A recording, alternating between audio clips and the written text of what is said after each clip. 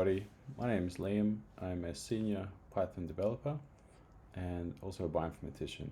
So that means I write code often to analyze genomic data, which is very large data.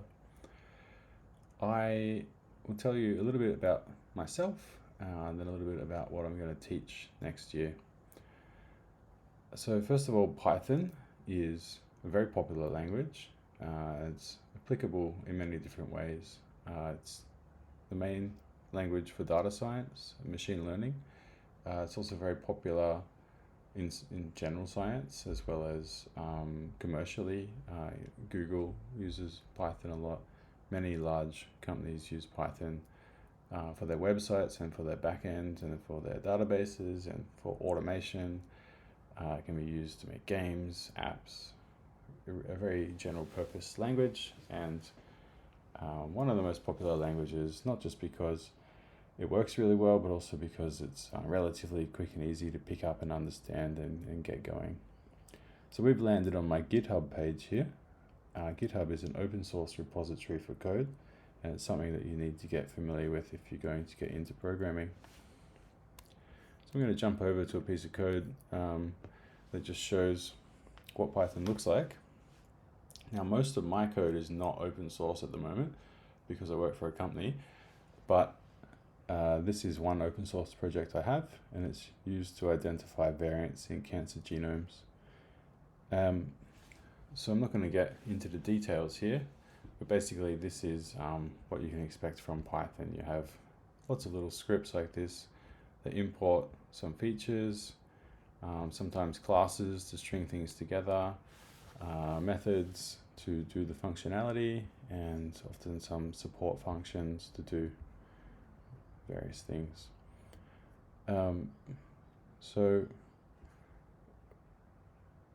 that's just a random example of my code. You can use it to suss out if you think I'm any good, and just get a feel for what Python looks like. Another thing that just kind of reflects the my background and what I've been doing. This is a Nature Genetics paper, so that's about as good as it gets in science.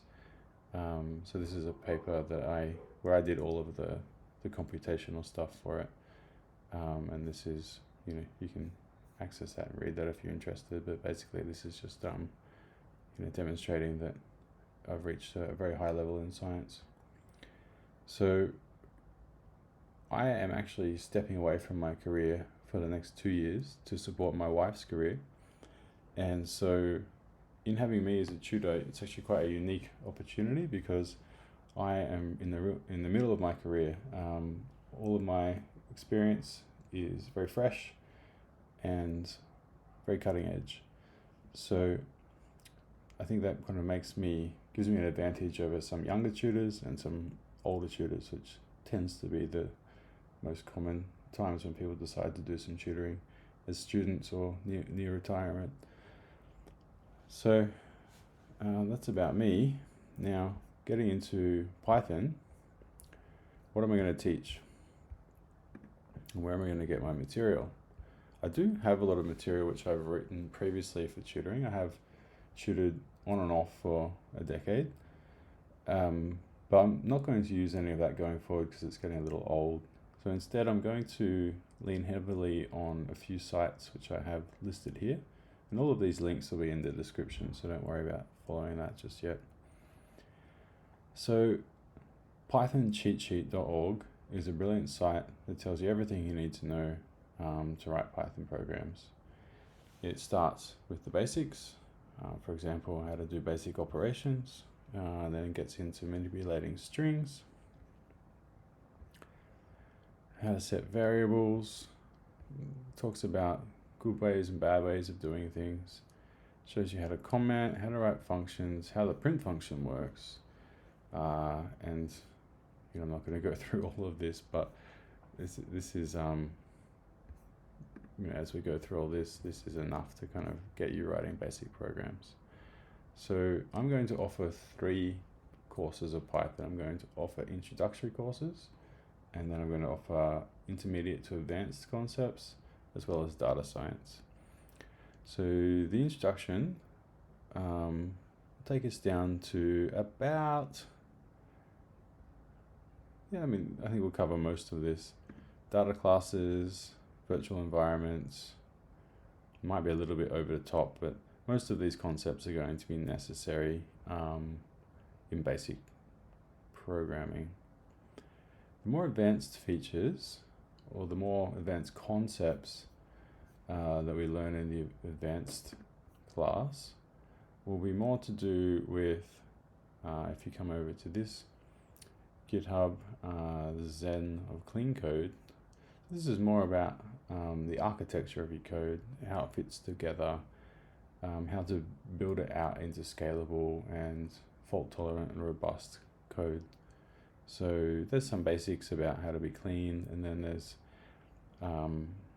a big deep dive onto these solid principles, which are very important, and a few other things. So between the two repos, there's a lot of great content, and we'll, as a class, decide what sort of projects we want to work on.